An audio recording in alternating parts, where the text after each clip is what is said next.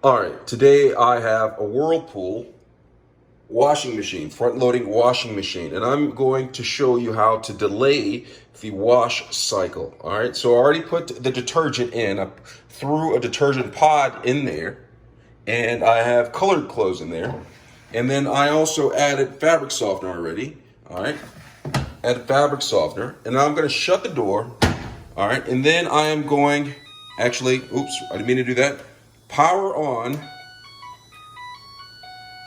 Wait a minute. All right, power on the washing machine, and then I'm going to select my type of cycle.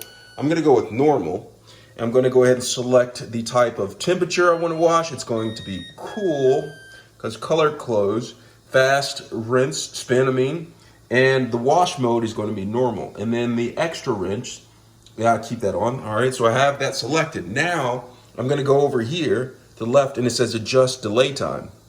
All right, I'm going to change it to 2 hours. I'm going to delay the wash for 2 hours, and then I'm going to press start.